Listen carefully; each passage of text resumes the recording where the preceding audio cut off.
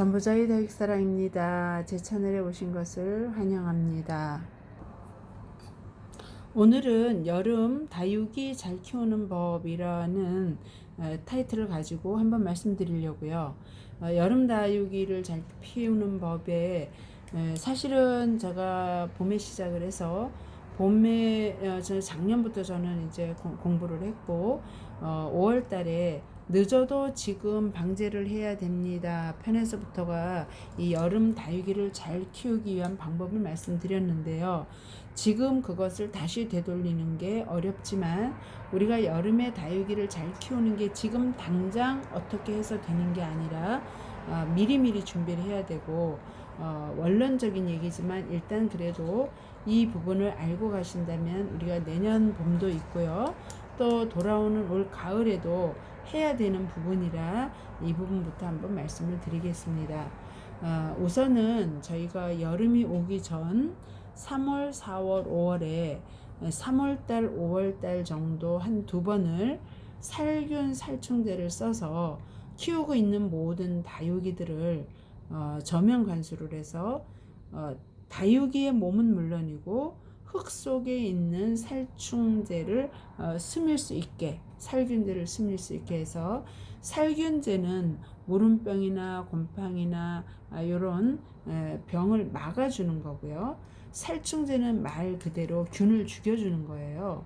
그래서 우리가 살균제를 합식을 해서 섞어서 우에서 뿌려도 주고 저면관수나 또 연면시비를 하더라도 충분히 화분 안에 흙이 젖어서 그 안에 있는 모든 해충 알도 죽이고 우리가 무름병이 올 수 있는 것 바이러스 곰팡이균을 미리 죽여줘야 됩니다.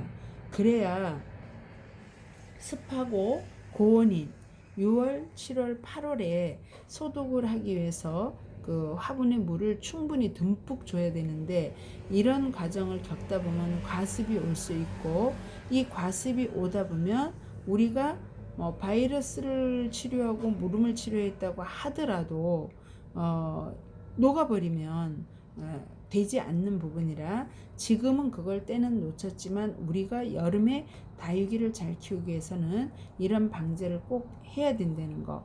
3, 4, 5월 또는 늦어도 6월 초까지는 영양제와 칼슘제도 또 한 두 번 정도 주어서 다육이들이 건강하게 키워져야 무름, 바이러스, 해충에 강화되는 것을 말씀드릴게요. 그러니까 3월, 5월에 살균 살충제를 썼다면 그 사이 2주 정도의 갭을 두고 칼슘제와 영양제도 함께 섞어서 봄에 2번, 또 가을에 9월, 10월, 11월 이 3개월 동안에 해충제 2번, 영양 칼슘제 2번 정도를 준다면 우리가 1년 사이클을 봤을 때 건강한 겨울도 건강하게 날 수 있고요. 여름도 건강하게 날 수 있는 우리가 그 다육 키우기가 될 것 같습니다. 이제 그 다음으로 중요한 거는요.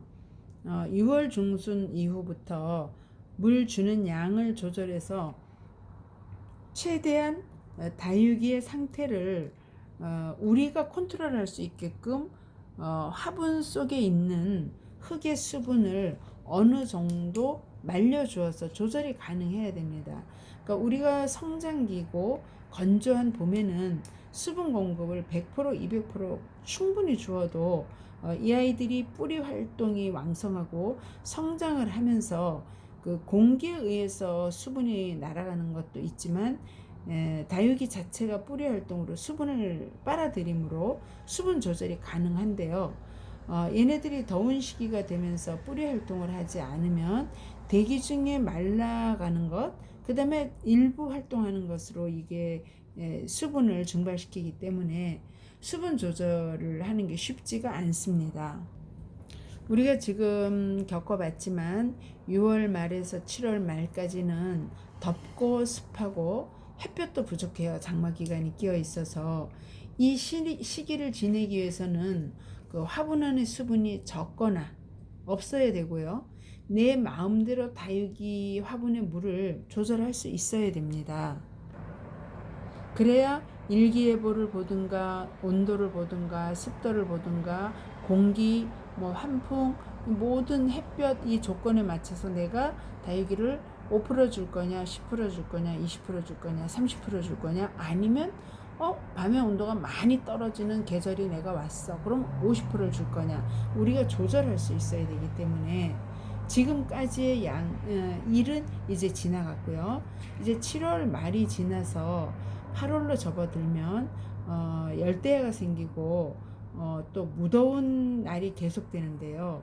다육이를 키우려면은 햇볕도 필요하고 물도 필요하고 적정 온도도 필요하고 또 흙의 배합이 물이 잘 빠지는 이런 흙배합도 필요해서 모든 게 필요한데요. 모두가 다 좀 적어도 좀 부족해도 되지만 환기, 통풍 이것이 가장 중요하다고 여겨집니다. 지금 당장 저희들이 이제 겪어야 되는 문제에 직면했는데요. 저희가 어제 오늘 이제 장마가 끝이 났지만 대기 중 습도나 온도가 높다 보니까 건조하지 않은 아이들은 물르거나 곰팡이가 생기거나 바이러스가 오거나 깍지가 오거나 뭐 여러 가지 오는데 그 오는 첫째가 햇볕 부족도 아니고요. 물이 과한 것과 환기가 안 되는 것에서 나타난다는 거. 그러니까 환기가 아무리 잘 되는데 있는 상황이라 하더라도 다육이 자체에 하엽이 있든가 또는 그 위에 어떤 이물질이 있다든가 이렇다 하면 문제가 생기더라고요. 우리가 이제 밭농사나 이런 어른들이 농사를 짓는데 보면 그 어떤 풀이나 식물의 잎이나를 따가지고 거름이 되라고 그 밭 위에 돌을 놔줬어요. 저도 그걸 많이 보고 자란 사람 중에 하나인데요. 저는 다육이도 처음에는 잎을 따서 얹어주면 이 아이가 썩으면서 거름이 되지 않을까 했는데 다육이만큼은 절대 화분 위에다 두어서 거름이거나 이것이 도움이 되지 않는 게 마사를 통해서 증발되는 수분도 이게 방해가 되고 무엇보다도 이렇게 고온 다습일 때는 그 다육이 입장 하나도 수분을 끌어오고 그늘이 주어지고 습이 생기면 거기에 해충이 생기고 곰팡이균이 생기고 바이러스가 생긴다는 거죠. 그래서 그것 하엽들도 다 제거를 해주고 정리를 해줘야 되는 그 이유가 다육이의 몸과 화분에 마사에 바람을 실어줘서 건조한 걸 만들어주는 거예요. 그러니까 다육이들이 원래 살던 곳이 거의 다 사막지대고 고원이지만 다습하고 바람이 잘 되는 자연환경에 살던 아이들을 우리가 데려왔는데 우리가 집이라는 이런 그 막힌 데 살잖아요. 하우스에 사는 다육이들은 저희보다 환경이 좋아요. 가서 보시면 알겠지만 대형 환풍기를 수도 없이 많이 돌리고 뭐 요즘은 좀 잘해놓은 데는 에어컨 시설도 한다 그래요. 하도 이 온도가 높아져 가지고 작년에 워낙에 고온으로 다육이들 많이 잃어서요. 그래서 저희는 이제 집을 마주 열어서 한풍이 돼 갖고 맞바람으로 공기 환기가 되면 좋고요. 그런 환기가 되고도 다육이 분 하나하나에 소통이 되는 게 중요하더라고요. 그러니까 제가 맨날 하엽 정리하라 그러는데 하엽 정리 제가 여러 번만 말씀드렸어요. 일부러 떼우는 거 하지 않아야 되고 뭐 5월 6월은 뛸 때 떨어져도 상처가 크게 문제가 되지 않지만 7, 8월은 습도 때문에 물르면 그걸로 인해서 상처 날 수 있다고 말씀드렸듯이 그 다육이의 목대와 마사 사이에 쌓여 있는 이물질들을 치워줘서 다육이 자체 내에서 화분 내에서의 환기도 중요하다는 거. 집 내의 위치, 외부 공기도 중요하지만 화분 하나하나의 환기도 될 수 있게 화분을 깔끔하게 정리해 주셔야 된다는 것도 말씀드리고요. 오늘은 저희가 여름에 다육이 잘 키우는 법 원론적인 거로 지나간 것도 잘해야 된다는 말씀을 드린 건 이제 우리가 정말 7월 지나 8월에 해야 될 거는 물을 적게 주셔야 되는 거. 물을 안 주셔야 된다고 저는 보고 있어요. 첫째도 둘째도 셋째도 여름에 막 그렇게 물을 많이 먹고 성장하는 아이들이 하얀 다육이 몇 종류 외에 많지 않고요. 저희가 관엽도 키워보지만 관엽도 정말 더운 날엔 그렇게 성장을 잘하지 않아요. 물르고. 제가 여기 하나에 보여드릴 건데요. 이 아이는 제가 3주 24일 전에 분갈이 했던 철화예요. 이게 간도리스 철화인가요? 제가 다시 볼게요. 네, 이 아이 간도리스 철화입니다. 24일, 25일 전에 분갈이 했고요. 이 아이 아직도 물 안 줬거든요. 제가 볼 때 지금부터 한 달 물 안 줘도 이 아이는 죽지 않아요. 제가 이렇게 물을 안 주는 이유가 이렇게 보시면 이 아이는 살짝 목질하는 되어 있어요. 그리고 이 아이는 뿌리도 그렇게 많이 자르지는 않았어요. 왜냐면 뿌리가 건강해서. 그런데 일단 뽑았던 철화의 뿌리가 이 화분에 다 넣기에는 물이어서 뿌리 끝부분 잔뿌리는 다 잘랐고요. 기본 뿌리는 뒀고 지금 거의 3주가 넘었지만 이 아이가 지금 물이 고파서 물을 안 준다고 죽지는 않아요. 그러나 물을 많이 주면 뿌리 활동을 안 하고 물를 수는 있어요. 오히려 제가 겪어봤고 방울복랑금을 키우면서 제가 그 비를 맞추고 또 윗집에서 넘어온 물 때문에 입장 떨구는 과정을 제가 보여드렸잖아요. 그 이후로 어떤 물도 옆에 스치지 않게 하는데요. 이 아이들이 그 방울복랑금도 그 물을 그렇게 주지 않으니까 이렇게 보시면 이렇게 입장을 이렇게 통통하게 동글동글한 입장을 이렇게 납작납작하게 만들면서 자기 몸에 수분을 갖다 써요. 그러지 이 아이들이 지금 물이 없다고 시들거나 고사하거나 그러지 않아요. 근데 방울복랑금이 잎이 이렇게 통통하잖아요. 이게 지금 수분이에요. 입장 떨군 아이를 제가 그릇에 가만히 받아놓고 며칠 있으면 그게 쭉 찌그러지면서 물이 나오는데 굉장히 많은 양이 나와요. 그래서 물을 안 줘도 죽지 않는다는 거는 여러 가지 제가 지금 경로로 3주, 4주 제가 만약에 방울복랑금을 8월 중순까지 물을 주지 않는다 그러면 거의 7월 초에 주고 한 4주, 5주를 주지 않는 거거든요. 근데 물을 주니까 이 아이들이 입장을 떨궈서 물을 안 줄 예정이에요.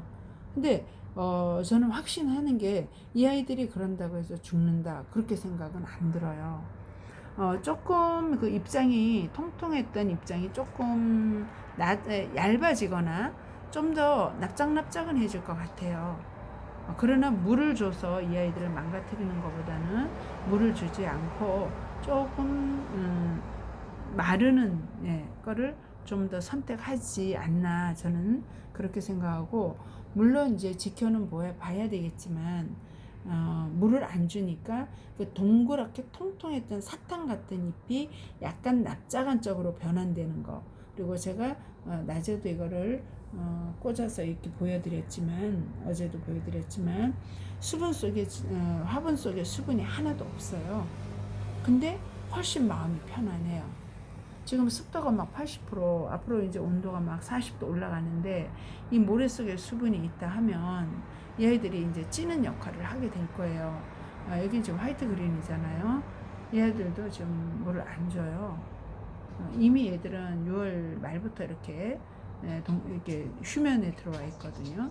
그래서 여러분들도 8월 달은 한기 잘 되게 두는 것, 다육이를 잘 키우기 위해서 두 번째는 최대한 물을 아껴주는 것.